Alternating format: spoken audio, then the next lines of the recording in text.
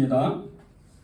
마태복음 5장 10절에서 12절, 마태복음 5장 10절에서 12절 말씀입니다. 제 성경이 신약성경 5쪽입니다. 네, 다 찾으셨죠? 네. 함께 읽겠습니다. 시작. 의를 위하여 박해를 받는 자는 복이 있나니 천국이 그들의 것임이라. 나로 말미암아 너희를 욕하고 박해하고 거짓으로 너희를 거슬러 모든 악한 말을 할 때에는 너희에게 복이 있나니 기뻐하고 즐거워하라. 하늘에서 너희의 상이 큽니다. 너희 전에 있던 선지자들도 이같이 박해하였느니라. 아멘. 오늘 산상수훈 8복 마지막 8번째 시간, 이제 의를 위하여 박해받는 자가 복이 있다. 그들이 천국이 그들의 것임이라는 말씀으로 우리가 말씀 나누고 같이 기도하는 시간을 갖겠습니다. 의를 위하여 박해받는 자는 복이 있나니 천국이 그들의 것임이라. 여러분은 예수님 때문에 박해를 받고 예수님 때문에 삶의 고난을 겪고 예수님 때문에 정말 해서는 안 되는 일, 또 해야 되는 일들을 여러분 하고 계십니까? 어떠세요? 여러분은 예수님 때문에 먹고 살며 예수님 때문에 자고 일어나고 일하고 계십니까? 어떠세요? 여러분이 예수님 때문에 일상의 삶을 살고 더군다나 예수님 때문에 박해를 받고 고난을 받는다면 여러분은 예수님을 믿는 그런 사람들이 되는 겁니다. 오늘 말씀은 의를 위하여 박해를 받는 자는 복이 있나니 천국이 그들의 것임이라. 나로 말미암아 너희를 욕하고 박해하고 거짓으로 너희를 거슬러 모든 악한 말을 할 때에는 너희에게 복이 있나니 기뻐하고 즐거워하라. 하늘에서 너희의 상이 큽니다. 너희 전에 있던 선지자들도 이같이 박해했다고 하나님 말씀하셨습니다. 기독교 2000년 역사에 많은 그리스도인들이, 많은 성도들이 예수님 때문에 박해를 받고 예수님 때문에 삶의 고난을 겪고 수많은 사람들이 그렇게 일생을 살아가다가 한 세상을 어떻게 보면 세상적인 기준으로 보면 그렇게 행복하지 않는 삶을 사는 것처럼, 어떤 사람은 이렇게 감옥에 갇히거나 매를 맞거나 또 때로는 순교를 하고 목숨을 잃는 그런 삶을 살아가다가 죽은 사람도 있습니다. 그런 사람들을 보면 세상 사람들은 왜 저렇게 살지? 왜 저렇게 정말 저렇게밖에 살 수가 없을까? 그런 의문을 가집니다. 그러나 우리는 그 사람들이 얼마나 믿음의 사람이, 얼마나 예수님을 사랑하고 예수님의 흔적을 그 몸에 가져가고 하나님 앞에 갔는지를 우리가 알 수가 있습니다. 그 믿음의 사람들, 이 예수님의 흔적을 가진 사람들을 보면서, 그 고난의 삶을 보면서 우리는 하나님의 사람들이 어떻게 살아야 되는지를 어렴풋이나마 우리는 알 수가 있는 겁니다. 여러분에게 정말 다시 한번 질문 드리고 싶습니다. 여러분은 예수님 때문에 박해를 받는 분이십니까? 여러분은 예수님 때문에 고난을 겪고 예수님 때문에 나는 포기할 것이 많은 그런 삶을 살아가고 계십니까? 어떠십니까? 여러분이 예수님 때문에 박해를 받는다면 여러분은 정말 예수님을 사랑하는 사람이요, 예수님을 올바로 믿고 있는 사람입니다. 예수님을 똑같이 믿어도 자신의 죄로 인해서 삶의 곤란을 겪고 삶의 어려움을 겪는 사람은 아직 예수님을 믿었다고 말할 수가 없습니다. 이런 사람은 자신의 죄가 그 삶을 어렵게 만드는 겁니다.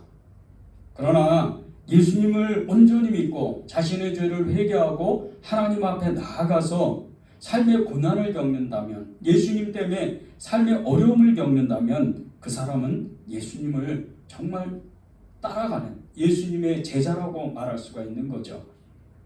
한국교회는 지난 2년 동안 너무나 힘든 시간을 보냈습니다. 전 세계적으로 확산된 이 코로나 팬데믹으로 인해서 국가 간의, 도시 간의, 그리고 가족 간의 이동을 제한하고 모든 것이 어떻게 보면 정지된 시간들을 보냈는데 교회가 이러한 일들에 대처를 하지 못해서 한국교회도 많은 어려움을 겪었습니다.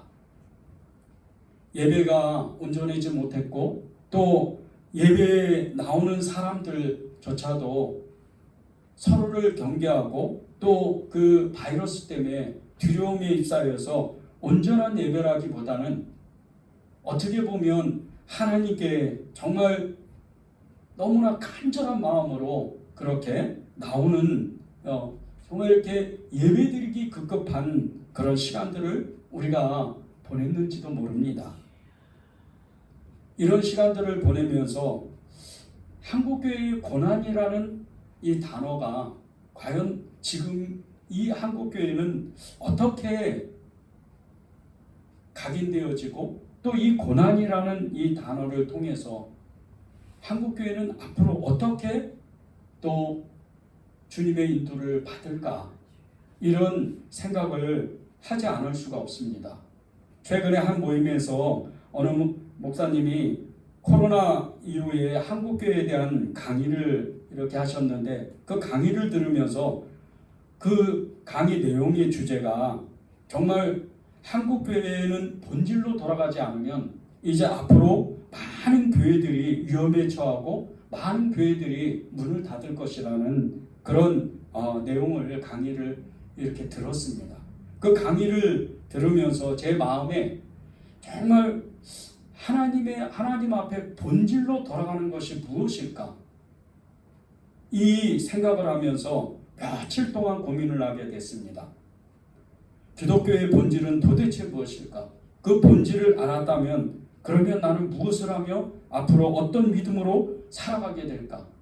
그런 고민을 하지 않을 수가 없었습니다.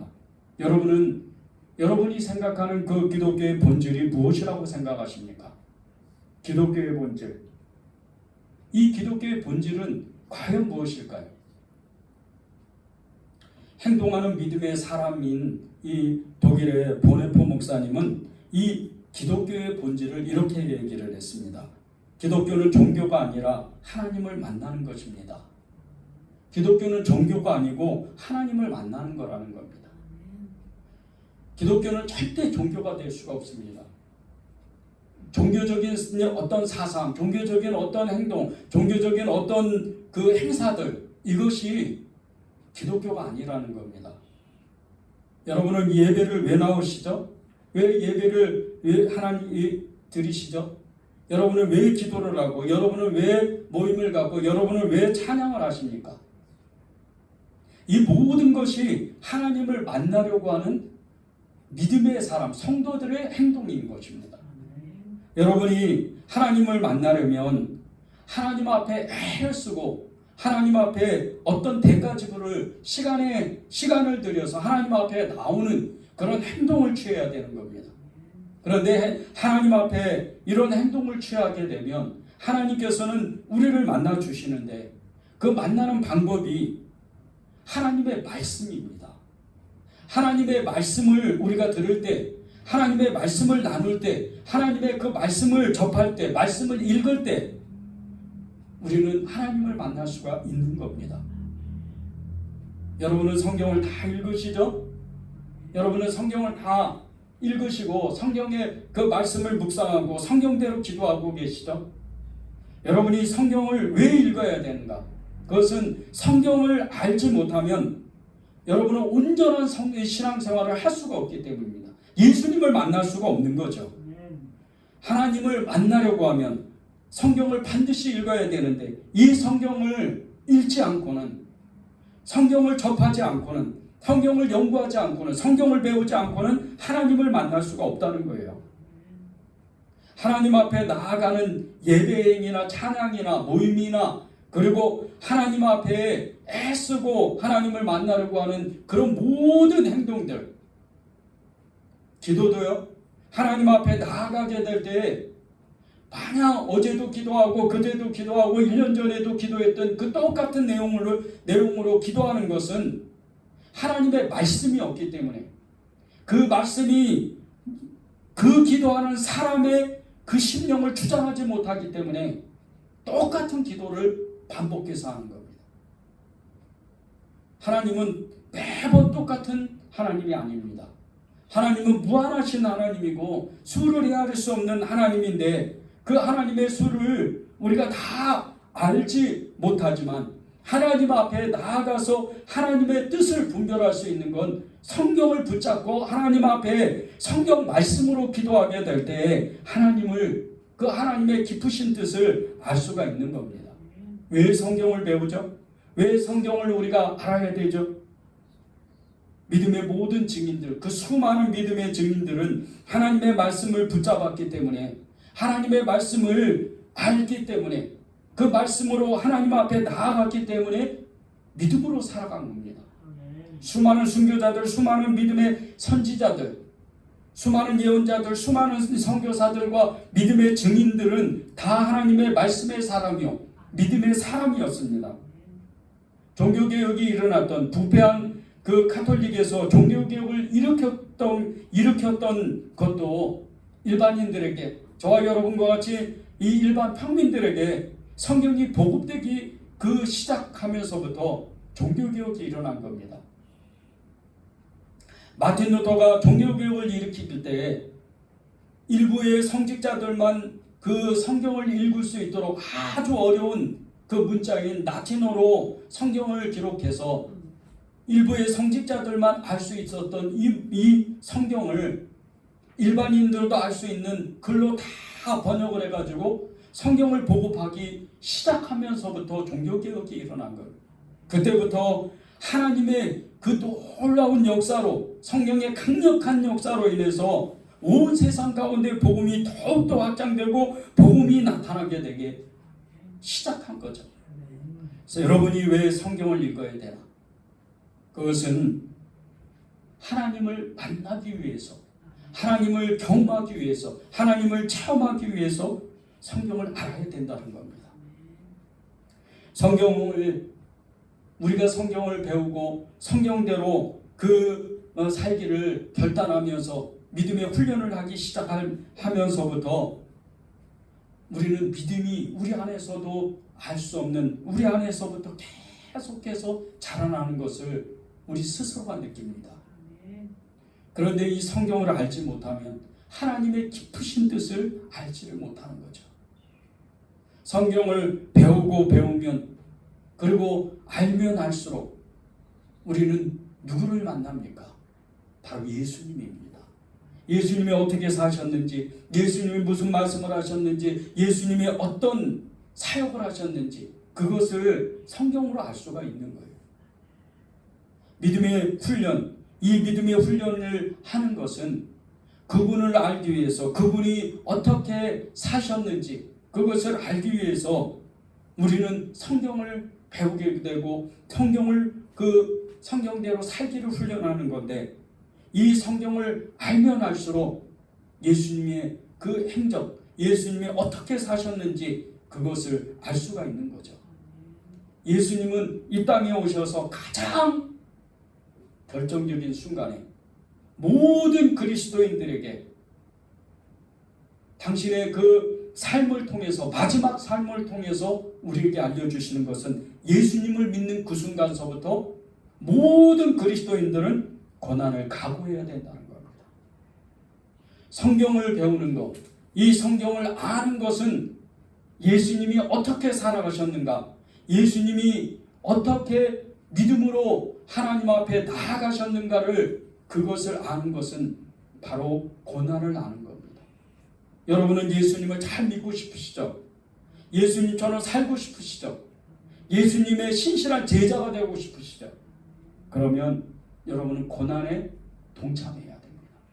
예수님의 그 고난에 동참해서, 예수님의 그 고난 가운데에서 예수님의 그 고난을 여러분의 그 삶에 그 고난을 그대로 받아들이고 그 고난 속에 함께 동참해야 여러분은 예수님의 사람이 되는 겁니다. 성경을 읽으면 읽을수록, 성경을 알면 알수록 이 고난의 깊은 하나님의 그 영성을 알게 되는 겁니다. 성경에서 고난의 인물을 쭉 찾아보면 대표적으로 나오는 사람이 두 사람이 나옵니다. 그 한 사람이 다윗이고 또 한 사람이 바울입니다. 다윗은 이스라엘 왕으로 하나님께 부름을 받는 그 순간서부터 고난의 길로 들어갔습니다.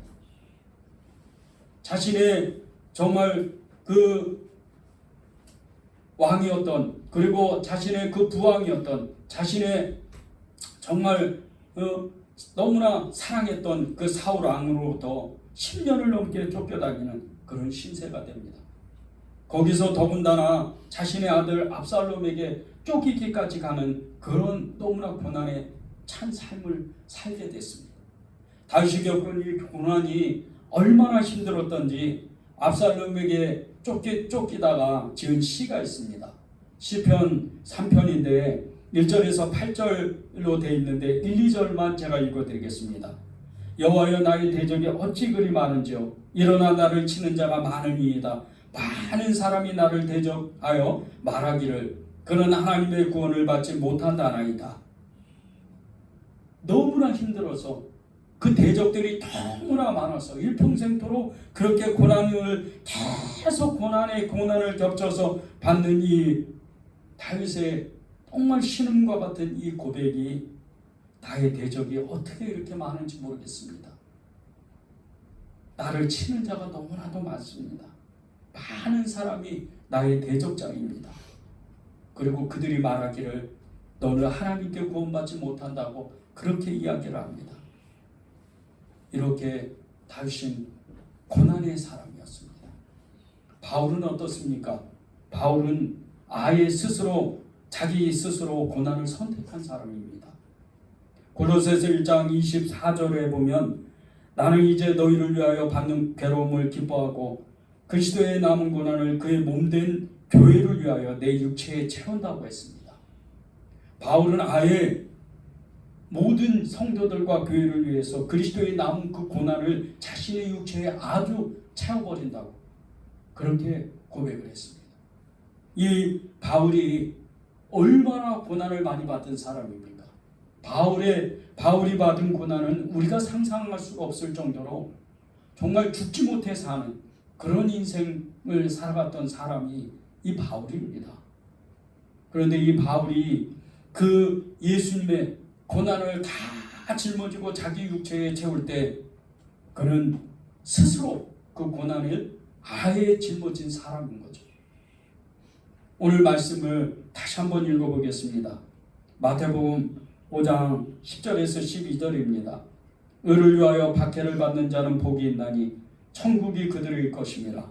나로 말미암아 너희를 욕하고 박해하고 거짓으로 너희를 거슬러 모든 악한 말을 할 때에는 너희에게 복이 있나니 기뻐하고 즐거워하라. 하늘에서 너희 상이 큽니다. 너희 전에 있던 선지자들도 이같이 박해하였느니라. 예수님 때문에 박해를 받으면 하나님은 우리에게 천국을 주시는데 그 천국이 예수님 때문에 박해받을 때, 예수님 때문에 욕을 얻어먹고, 예수님 때문에 악한 말을 듣고, 예수님 때문에 매를 맞고, 예수님 때문에 감옥에 갇히고, 예수님 때문에 죽지 못해 살면 하늘에서 그 상급이 엄청나게 크다는, 하늘의 면류관이 정말 주렁주렁 열릴 정도로 하나님은 우리를 칭찬하신다는 거예요. 여러분은 예수님 때문에 정말 스스로 내가 고난을 선택하고 예수님 때문에 다른 어떤 것이 아니고 예수님 때문에 욕을 먹고 예수님 때문에 힘든 일을 겪고 예수님 때문에 너무나 어려운 삶을 겪게 된다면, 여러분이 스스로 그것을 바울과 같이 선택했다면 여러분이 기뻐하셔야 돼요. 그것이 하늘에서 상이 크기 때문입니다. 인간은 한 번 태어나면 죽게 되어 있습니다. 그리고 반드시 심판이 오는데 이 심판을 의의 심판의 길로 나아갈 때 하나님은 이 땅에서 믿음으로 살다가 하나님 앞에 가는 그리스도의 진정한 성도, 그 성도를 하나님의 품에 안아주셔서 주시면서 잘하였다, 착한 내 종아, 그 말씀을 하시는 겁니다. 이것은 하나님이 고난에 동참한 사람, 예수 그리스도 때문에 고난에 함께 참여한, 스스로 내가 선택한 그 삶을 산 사람, 그 사람에게 주는 상급인 겁니다. 여러분이 그러한 사람이 돼야 돼요. 여러분이 그러한 복을 받아야 됩니다. 그러려면, 여러분이 이러한 복을 받으려면 반드시 대가 지불을 해야 됩니다. 그것은 고난이라는 열매입니다. 로마서 8장 17절을 읽겠습니다. 자녀이면 또한 상속자 곧 하나님의 상속자여 그리스도와 함께한 상속자니 우리가 그와 함께 영광을 받기 위하여 고난도 함께 받아야 할 것이니라. 우리는 하나님의 자녀라고 그랬습니다. 예수님은 하나님의 독생자이십니다. 그러면 예수님은 우리의 형제가 되는 겁니다. 예수님이 하나님의 상속자인 것 같이 우리도 하나님의 상속자인데, 이 상속자는 그리스도와 함께 고난을 함께 받아야 된다는 겁니다. 여러분은 하나님의 자녀이십니까? 여러분은 예수 그리스도의 이름으로 그와 친구 되고 그와 형제가 됐습니까? 그러면 여러분은 고난을 받으셔야 됩니다. 여러분 그 고난을 기뻐하고 그 고난을 달게 내가 선택해야 됩니다. 그래야 여러분은 하나님의 자녀가 되는, 진정한 자녀가 되는 그 복을 누리는 겁니다. 의를 위하여 받는 그 고난, 의를 위하여 받는 그 삶의 어려움, 그것을 기뻐해야 됩니다. 그래야 천국을 소유하는 사람, 천국을 가진 사람, 하나님의 나라의 시민권자로서 내가 당당히 내가 고백할 수 있는 그런 믿음의 성도가 되는 겁니다. 여러분이 진정으로 천국을 원한다면 고난을 두려워하지 말아야 됩니다. 고난을 두려워할 필요가 없어요. 고난은 우리가 생각하는 것보다 그렇게 어려운 것이 아닙니다. 우리에게 그 고난이 어렵지 않다는 것은 우리 안에 계신 예수님, 그분이 우리를 그 고난을 능히 이길 수 있도록 도와주시기 때문입니다. 로마서 8장 26절에 보면 이와 같이 성령도 우리의 연약함을 도우신다 그랬습니다. 우리 안에 계신 그 성령님께서, 우리 안에 계신 그 예수님의 영, 하나님의 영, 그분께서 우리를 도와주시면 우리는 이 고난을, 우리가 삶의 어려움을 능히 뛰어넘고 우리가 예수 그리스도를 선택한 그 예수님 때문에 당하는 그 고난, 예수님 때문에 당하는 그 어려움, 그것을 능히 이길 수 있다는 겁니다. 우리의 믿음은 할 수 없는 믿음이지만 우리 안에 계신 성령님께서, 그 보혜사 성령님께서 우리를 도와주시면 그분의 힘으로 말미암아 이 고난을 능히 이길 수 있다는 겁니다. 여러분의 힘으로 되는 게 아니에요. 여러분의 힘으로는 아무것도 할 수 없어요. 어떻게 고난을 이길 수가 있겠어요? 저와 여러분은 우리에게 조금만 삶의 어려움이 온다면 이내 믿음을 잃어버리고 이내 우리는 쓰러져 버리고 마는 겁니다. 그러나 우리 안에 계신 그 성령님으로, 성령 충만을 위해서 우리가 간구하고 부르짖어 기도하게 될 때 말할 수 없는 탄식으로 하나님 앞에 간구하시는 그 성령의 능력, 그 성령의 강력한 힘으로 말미해서, 그 성령의 파워로 인해서 우리가 이 고난을 능히 이길 수가 있다는 거예요. 여러분이 진정한 그리스도인이 되고 진정한 예수님의 제자가 되고 예수님의 사람이 되고 진정한 성도가 되고 싶다면 성령을 찾으세요. 성령을 구하세요. 성령을 의지하세요. 그래야 여러분이 성령에 힘입어 예수님의 제자로 그 모든 것을 이길 수 있는 그런 사람이 되는 겁니다. 모든 그리스도인에게는 두 가지 길밖에 없습니다. 첫째는 예수님을 따르든지 아니면 예수님을 부인하고 예수님과 상관없는 그런 교인으로, 그냥 그런 사람으로 살아가게 될 수밖에 없다는 겁니다. 여러분이 만일 오늘 정말 그리스도를 나의 구주 나의 하나님으로 따르기로 결단했다면 여러분이 진정으로 이제 고난에 기꺼이 내가 동참하기로 결단했다면, 내가 예수님 때문에 받는 고난을 기꺼이 감당하기로 내가 결단했다면, 고난받는 것에 대한 두려움을 정말 하나님께 기도하고 그 두려움을 이겨야 돼요. 여러분이 왜 예수님을 못 따라가는 줄 아십니까? 왜 그 고난을 두려워하는지 아십니까? 여러분 안에 고난받기를 싫어하는 그 두려움이 있다는 거예요. 내게 너무 힘들고 너무나 버겁고 그런 두려움이 끊임없이 내게 일어나기 때문입니다. 예수님은 그런 여러분에게 두려워 말고 믿기만 하라고 마태복음 5장 36절에 말씀하셨습니다. 두려워 말고 믿기만 하라. 두려워 말고 믿기만 하라. 두려워 말고 믿기만 하라. 그렇게 말씀하시는 거예요. 이 말씀에 의지하였던 야이로, 이 회당장 야이로는 이미 딸이 죽었지만 두려워 말고 믿기만 하라는 이 말씀에 그는 믿음으로 반응하게 시작했습니다. 그리고 그 믿음이 자신의 딸을 살리는 놀라운 기적을 체험한 거예요. 여러분이 두려움을 이길 수는 없어요.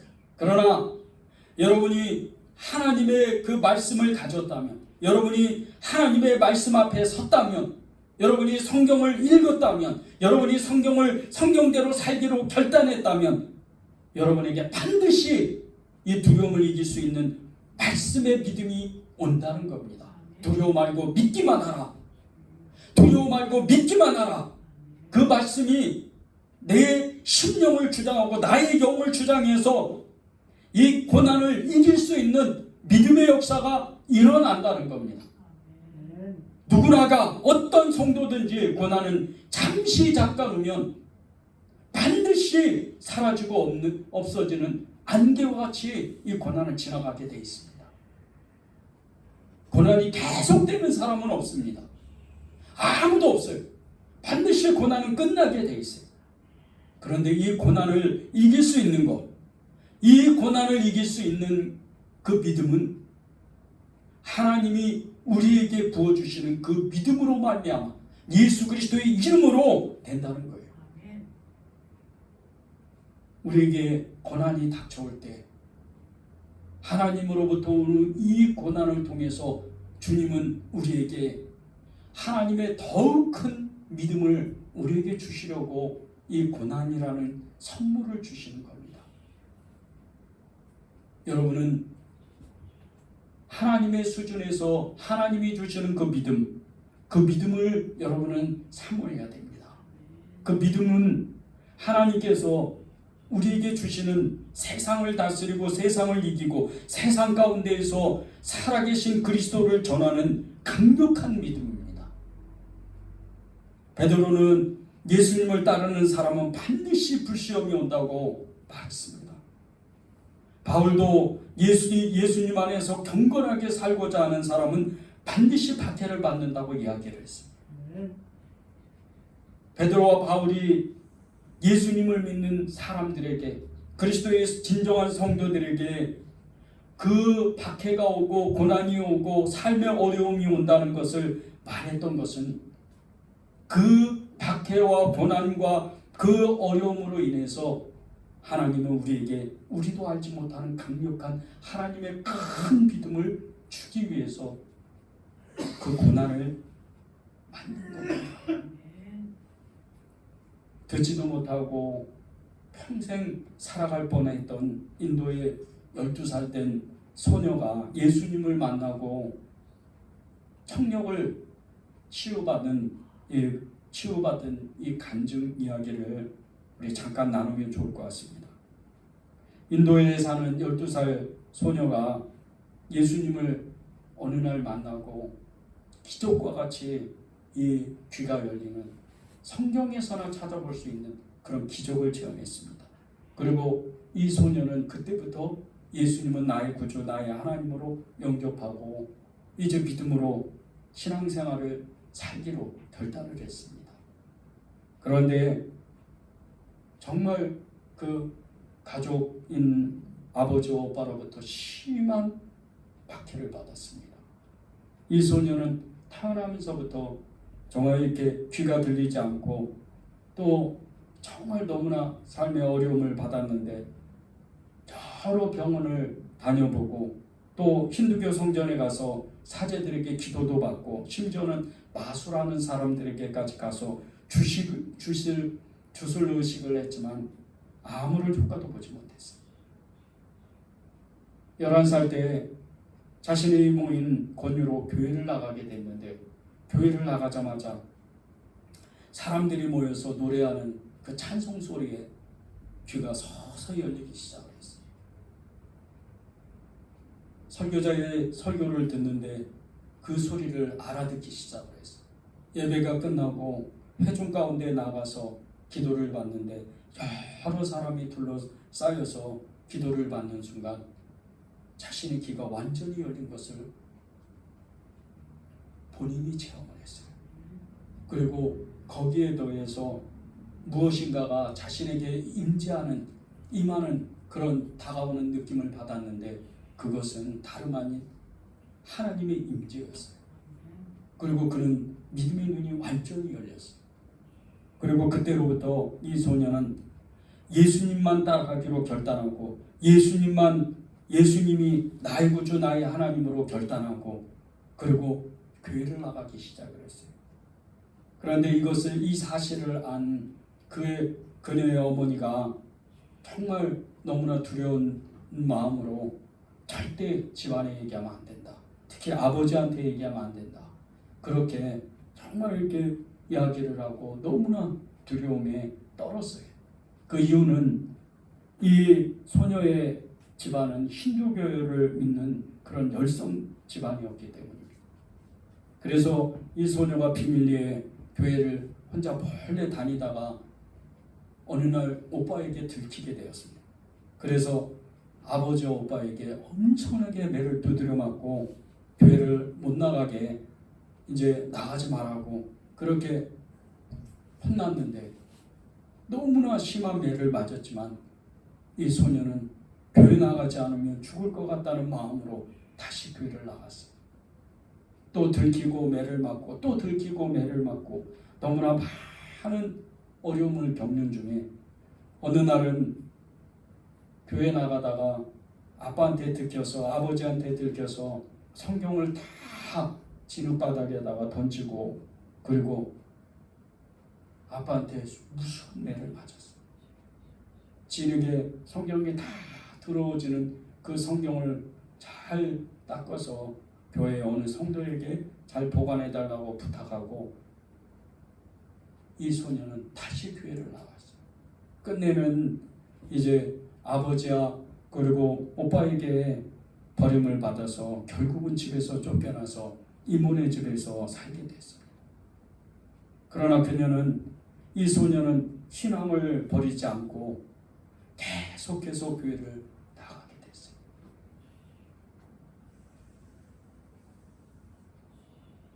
여러분은 예수님 때문에 정말 이 고난을 받고 예수님 때문에 여러분의 그 믿음의 신앙이 어려움을 겪고 그런 적이 있습니까?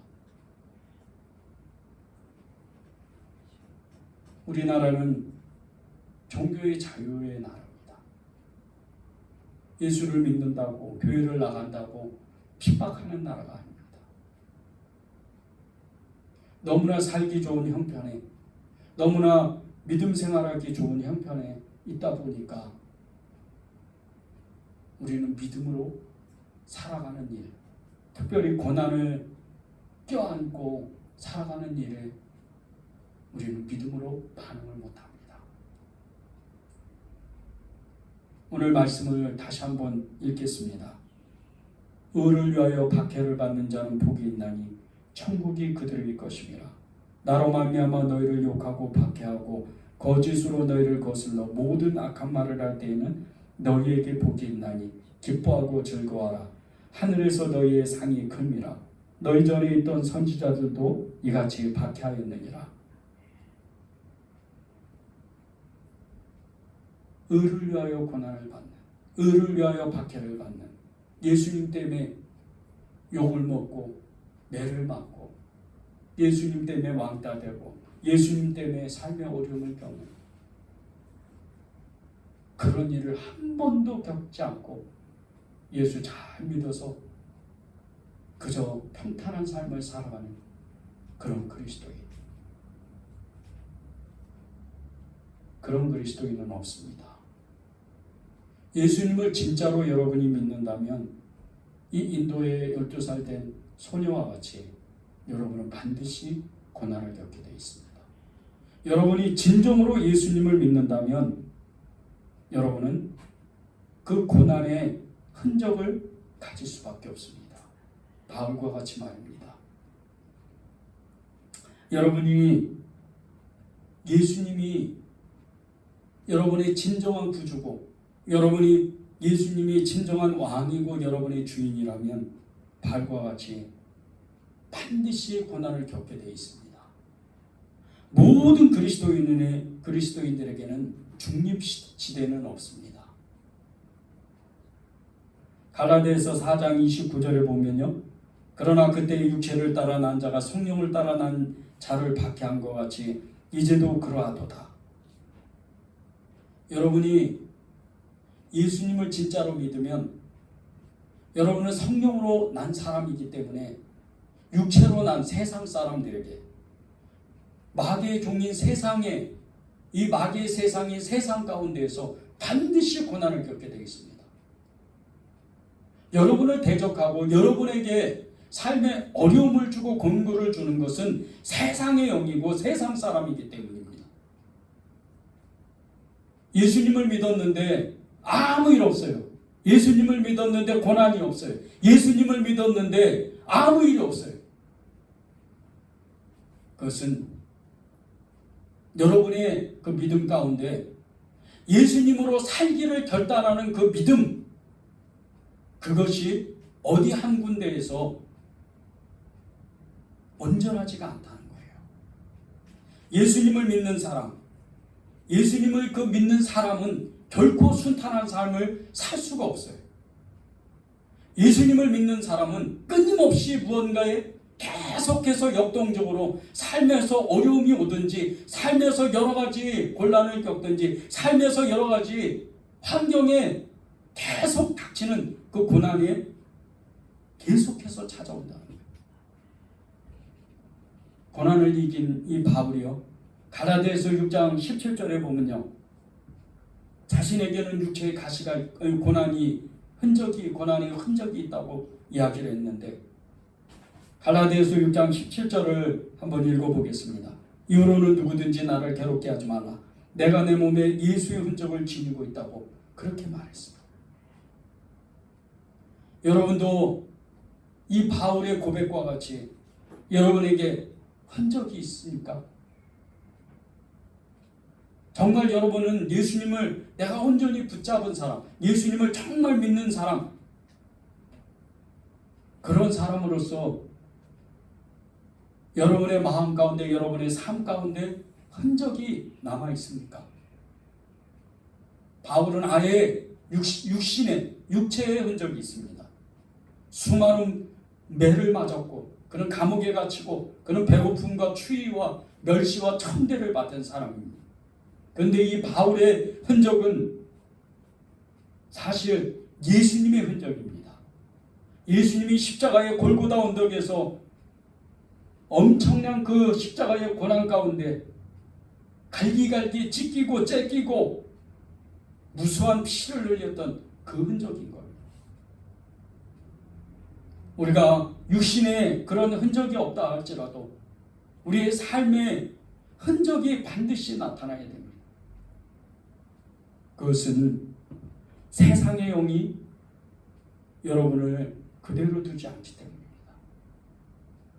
여러분이 예수님을 정말 붙잡고 예수님을 정말 여러분이 온전히 영접했다면 여러분은 반드시 세상 사람들에게 세상의 영의 공격을 받게 되어 있습니다.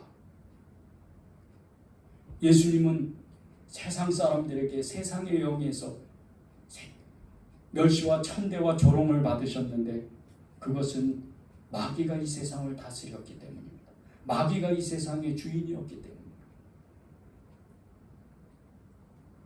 우리가 고난의 그 증민들 중에 많은 도전을 받으면서 특별히 이 바울에게 도전을 받는 것은 바울이 그렇게 어떤 특정한 한 사람, 그는 전도자고 그는 하나님이 특별히 선택해서 그렇게 고난을 받고 예수님을 증거해야 복음이 전파된다고 그렇게 여기는 사람들이 너무나 많습니다. 그렇기 때문에 믿음이 자라지 않는 겁니다. 태어나면서부터 고난을 받은 고난에 아주 그냥 빠져버린 그런 사람도 있습니다. 그런데 그것을 믿음으로 이긴 사람도 있습니다.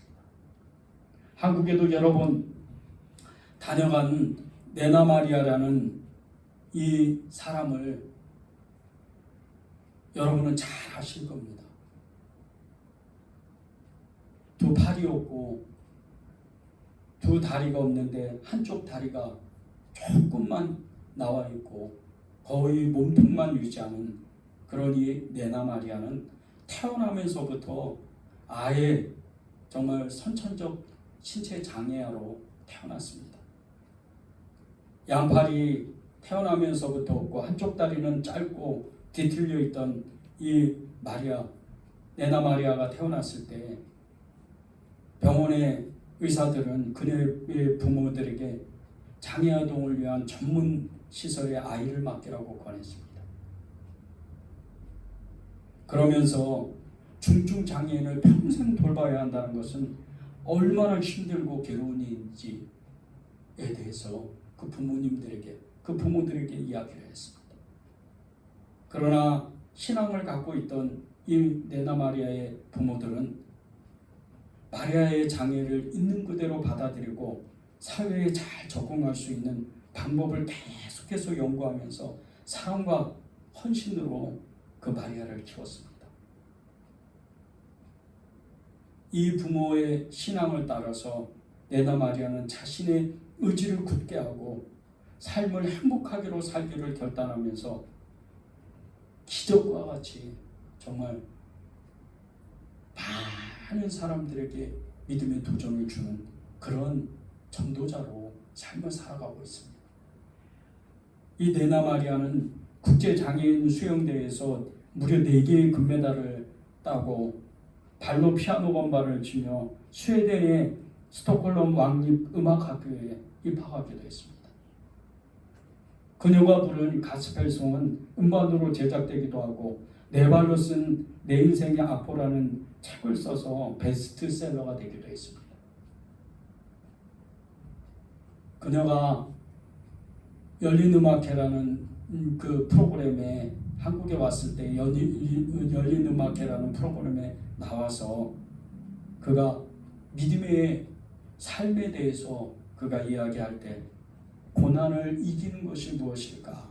그것을 이야기할 때 많은 사람들이 눈물을 흘리면서 정말 삶의 도전을 너무나도 많이 받았습니다. 지금도 그녀는 세계 곳곳을 다니면서 고난으로 인해 희망을 잃은 사람들에게 믿음의 큰 도전을 주고 있습니다.